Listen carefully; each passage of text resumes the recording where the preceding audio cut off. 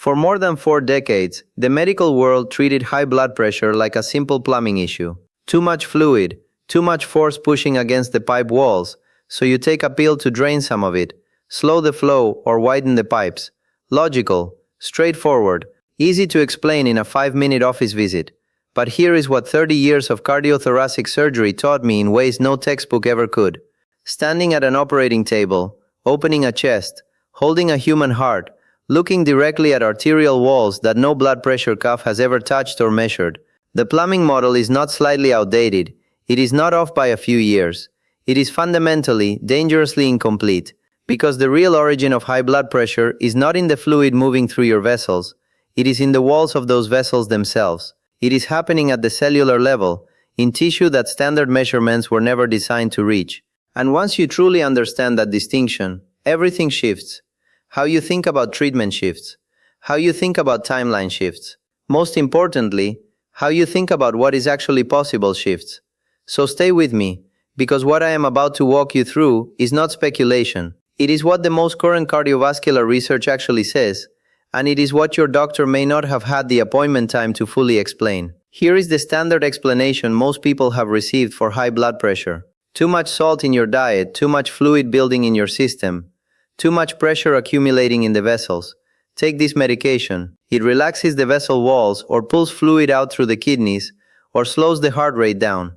The numbers on the cuff come down. Problem managed, that is the plumbing model. And I want to be honest with you, it is not worthless. Those medications do bring numbers down. For millions of people, they have prevented strokes and heart attacks. I am not standing here telling you to stop your prescription or throw it away. I will return to that point very directly in a moment. But here is the fundamental problem. The plumbing model addresses the symptom. It does not touch the underlying cause. It is the equivalent of pressing a piece of tape over the warning light on your dashboard instead of looking at what is happening under the hood. The dashboard looks fine. The engine is still quietly failing. Research from the past 10 to 15 years tells a very different story about why blood pressure rises after 60. It begins with the arterial walls themselves, not the fluid they carry. The walls are changing, they are stiffening, they are losing their protective inner surface. Calcium is being deposited in places it was never meant to accumulate.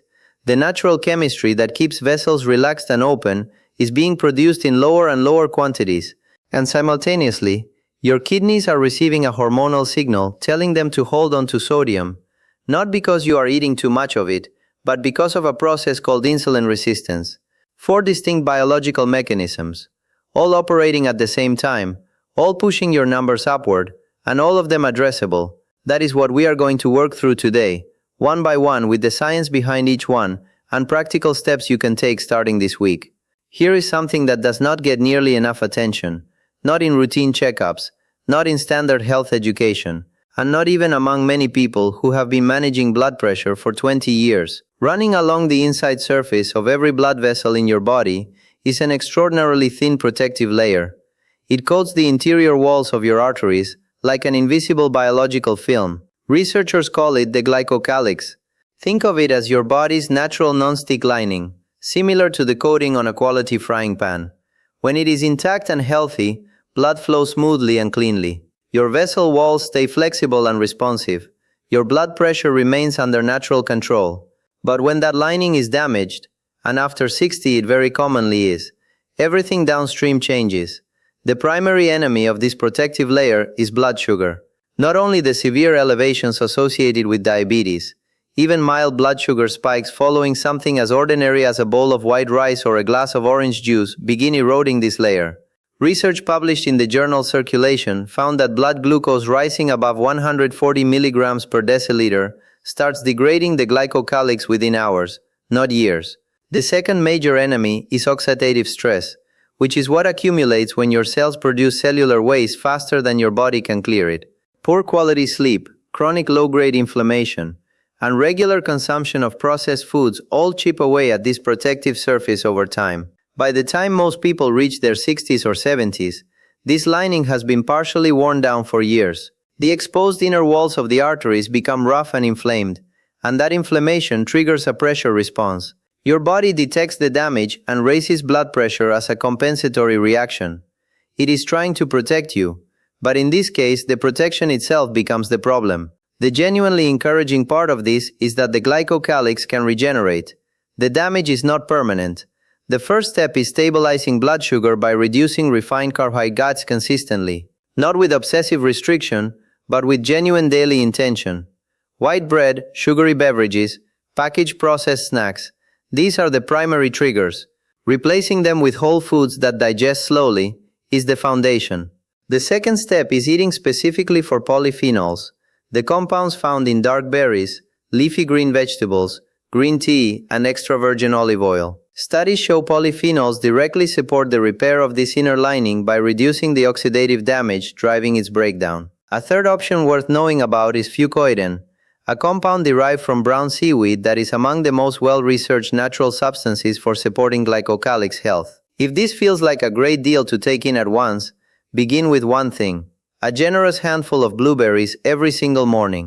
That one change is a meaningful first step in the right direction.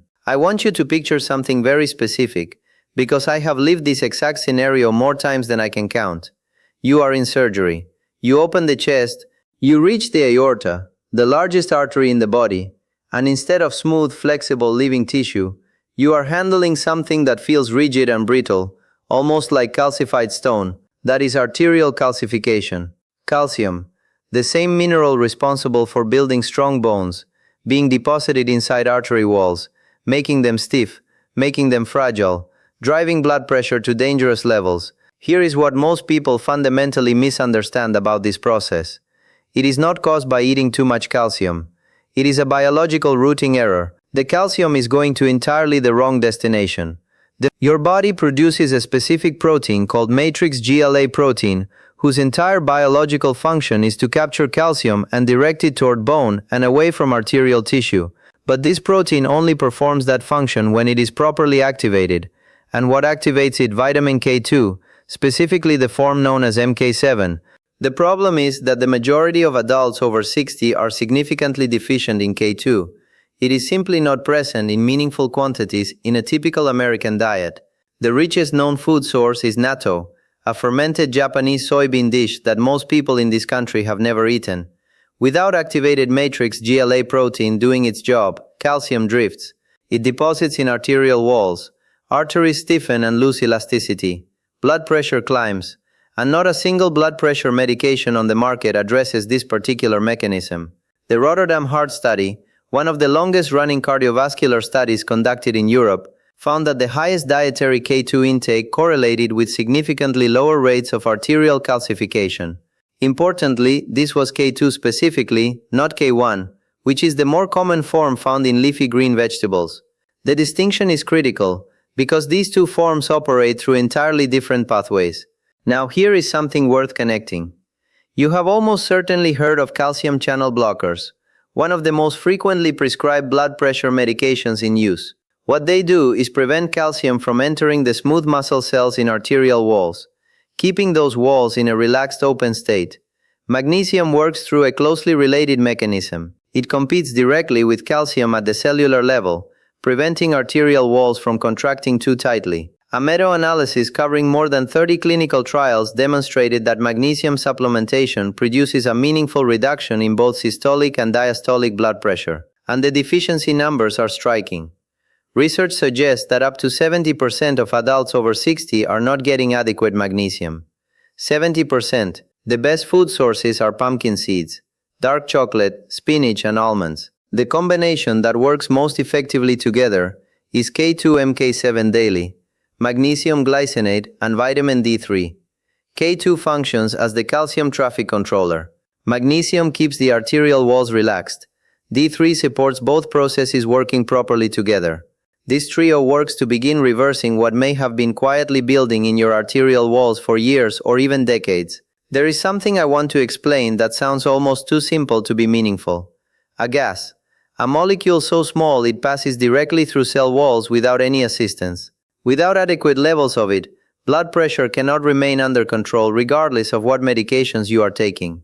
It is called nitric oxide, and it is one of the most important cardiovascular discoveries of the last 30 years. The scientists who identified its role in the cardiovascular system received the Nobel Prize in 1998. When nitric oxide reaches the smooth muscle cells lining your artery walls, those cells relax. The artery expands. Blood flows with significantly less resistance. Pressure drops. It is your body's own built-in vasodilator, a natural version of the effect that many pharmaceutical medications attempt to replicate artificially. The problem is that nitric oxide production declines substantially with age. By your 60s, your body produces considerably less of it than it did at 40. Several specific factors accelerate that decline. Using antibacterial mouthwash twice daily, chronic mouth breathing instead of nasal breathing, low levels of physical activity, and the diet consistently low in nitrate-rich vegetables. Yes, mouthwash. Certain antibacterial formulas destroy the oral bacteria responsible for converting dietary nitrates into usable nitric oxide. A habit as routine as morning dental hygiene can be suppressing a molecule your cardiovascular system depends on every single day. The most accessible way to boost nitric oxide production is something I genuinely love recommending, because it requires no gym membership, no special equipment, and no particular fitness level. It is called isometric hand grip exercise. You squeeze a hand grip device, or a tightly rolled towel, at approximately 30% of your maximum grip strength, meaning firm but not straining, and hold that squeeze for 2 minutes. Rest for 2 minutes. Repeat that 4 times. Perform this 3 to 4 times per week. That is the complete protocol. A review published in the Journal of the American Heart Association found an average reduction of approximately 10 points in systolic blood pressure from this single practice. For older adults with limited mobility, it is particularly valuable because you can do the entire thing sitting in your chair. The second element is breathing through your nose. Your nasal passages are lined with tissue that actively produces nitric oxide, and every breath drawn through your nose delivers a measurable boost to circulating levels. Research shows nasal breathing can increase nitric oxide in circulation by up to 400% compared to breathing through the mouth. 400% from changing how you breathe. The third element is diet. Beetroot, spinach, arugula, and celery are among the highest dietary sources of nitrates, which your body converts into nitric oxide. Clinical trials have shown consistent results with a daily glass of fresh beetroot juice as part of a blood pressure management strategy. Now let me walk you through something that is one of the most underappreciated drivers of treatment-resistant blood pressure in older adults. Picture your kidneys doing their job, filtering blood continuously, regulating fluid balance, deciding how much sodium to retain and how much to release. Then insulin enters the picture. When insulin levels are chronically elevated, your kidneys receive one very specific biochemical signal: hold on to sodium. Do not release it. More retained sodium means more retained water. More water volume means higher pressure inside your blood vessels. This is the kidney-insulin connection, and it explains something deeply frustrating that many people experience. You are eating a genuinely low-sodium diet. You are watching your salt intake carefully, and your blood pressure is still stubbornly elevated. Because the problem is not how much salt you are eating. It is that your kidneys will not release the salt that is already in your system. And chronically elevated insulin does two damaging things simultaneously. It signals the kidneys to hold sodium, and it activates the fight or flight response, constricting blood vessels and raising heart rate at the same time. Two separate mechanisms. One shared root cause, and addressing insulin is one of the most powerful levers available for blood pressure management after 60. Time-restricted eating is one of the most effective ways to bring insulin down. The approach involves eating within an 8-hour window during the day, for example from noon to 8 in the evening. The specific window is flexible. What matters is the 16-hour period without food. During those 16 hours, insulin levels drop substantially. Your kidneys get a meaningful break from the sodium retention signal and begin releasing what they have been holding. A study published in the journal Cell Metabolism demonstrated that time-restricted eating reduced blood pressure measurably without any changes to the quality or quantity of food consumed. The timing alone was sufficient. One important note: if you take medications that require food, or if you have any history of low blood sugar, please speak with your doctor before making any changes to your eating schedule. The second part of the insulin solution involves muscle. Skeletal muscle is the largest insulin-sensitive tissue in the human body. Every time you contract muscle under resistance, it pulls glucose directly out of your bloodstream through a pathway that bypasses insulin resistance entirely.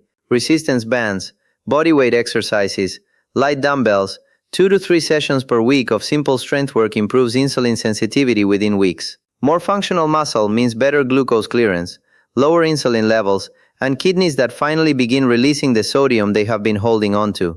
Blood pressure responds through a mechanism that no medication currently on the market directly addresses. Here is something I want to address clearly, because this is where many people undermine the entire process. They try one thing in isolation, the magnesium, or the breathing exercise. Maintain it for 2 weeks, observe nothing dramatic, and conclude it does not work. These 4 steps are not independent hacks you pick and choose between. They are deeply interconnected biological mechanisms that actively reinforce one another. When the glycocalyx is damaged, inflammation increases. That inflammation accelerates calcification. Stiff calcified arteries produce less nitric oxide. Lower nitric oxide worsens insulin resistance. And the cycle feeds back on itself. Address one piece, and you improve the conditions for all the others. The whole system begins shifting together. Nitric oxide responds most quickly, with measurable changes possible within days to weeks of consistent isometric exercise and nasal breathing. Magnesium and insulin changes typically require 2 to 4 weeks to produce noticeable effects. Glycocalyx regeneration and meaningful reversal of arterial calcification require 3 to 6 months of consistent, sustained effort. This is not a 7-day protocol. It is a genuine biological repair process. Your body did not develop these problems overnight, and it will not undo them overnight either. Give it the same patience you would extend to any serious healing process. I have to address something directly, because if I do not, someone watching this will make a decision that puts them in serious danger. Do not stop your blood pressure medication. Not tomorrow, not next week, not because you started these steps and feel better than you did last month. I am a surgeon. I have seen what an uncontrolled hypertensive event does to a brain, to a heart, to a kidney. It is not something you want to experience firsthand. Your medication is holding an important safety net in place, while your body does the deeper biological work of healing. These 4 steps address the underlying causes, so that over time, as those causes are genuinely corrected, your numbers improve. At that point, your physician may be able to reduce your medication under careful monitoring. That happens for some people. Every case is individual. But that conversation takes place with your doctor, supported by your blood pressure log, your blood work, and your symptom history. It is not a decision made based on a video.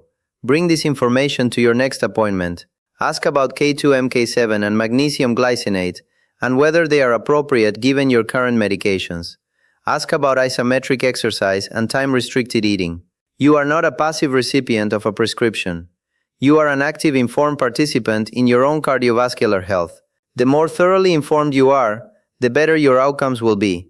Let me leave you with one final image to hold on to. Picture 2 arteries side by side. Same age, same blood pressure reading on the monitor, same diagnosis written in the same chart. But inside, they are entirely different realities. The first artery is rigid. Its inner walls are rough, inflamed, and exposed. The protective lining nearly gone. Calcium deposits have made it as stiff as a garden hose that spent a decade in winter frost. It produces almost no nitric oxide. The medication keeping this person's numbers down is doing nothing whatsoever to change what is actually happening inside those walls. The second artery started from the same place 6 months ago, but it has been given different inputs consistently. The protective inner lining is regenerating.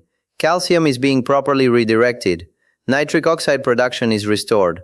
The kidneys are releasing sodium freely. Same original diagnosis. Completely different biological reality. The damage I witness in the operating room is almost never sudden or unexpected. It built up quietly over years, measurement by measurement, missed signal by missed signal, unaddressed mechanism by unaddressed mechanism.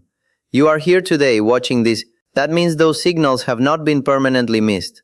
4 root mechanisms, 4 entry points, 1 coherent approach, and a body that, given the right conditions and consistent inputs, has a genuine capacity to heal.